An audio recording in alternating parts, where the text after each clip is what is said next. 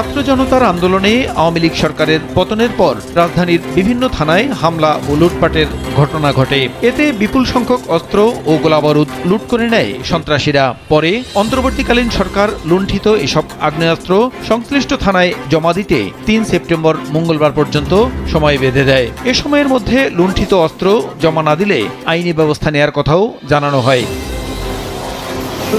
সকালে সচিবালয়ে আইন শৃঙ্খলা রক্ষা সংক্রান্ত উপদেষ্টা কমিটির প্রথম বৈঠকে উঠে আসে অবৈধ অস্ত্র জমা দেওয়ার বিষয়টি। বৈঠক শেষে স্বরাষ্ট্র উপদেষ্টা জানান, অস্ত্র জমা দেওয়ার সময়সীমা শেষ হওয়ায় মঙ্গলবার রাত 12টা থেকেই সব ধরনের অস্ত্র উদ্ধারে যৌথ অভিযান শুরু হবে।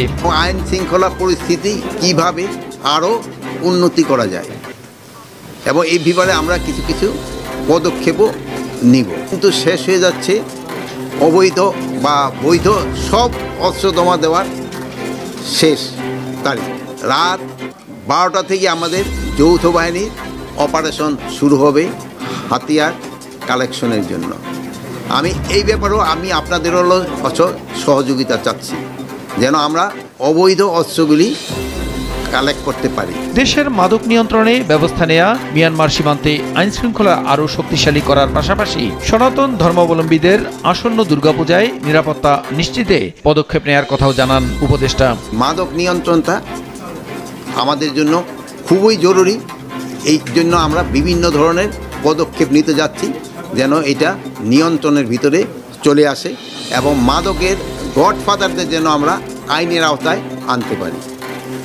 তারপরে আমাদের আরও হচ্ছে আসন্ন দুর্গাপূজা উপলক্ষে পূজাটা যেন সুষ্ঠুভাবে হতে পারে, এই জন্য আমরা বিভিন্ন ধরনের পদক্ষেপ নিচ্ছি এবং আমরা আশা করছি যে পূজাটা খুব ভালোভাবে হয়ে যাবে, কোথাও কোনো ধরনের কোনো সমস্যা হবে না। অস্ত্র উদ্ধার সহ সব বিষয়ে সরকারের পদক্ষেপ সবাই দেখতে পাবে বলেও মন্তব্য করেন স্বরাষ্ট্র উপদেষ্টা। প্রসূন আশিস, সময় সংবাদ, ঢাকা।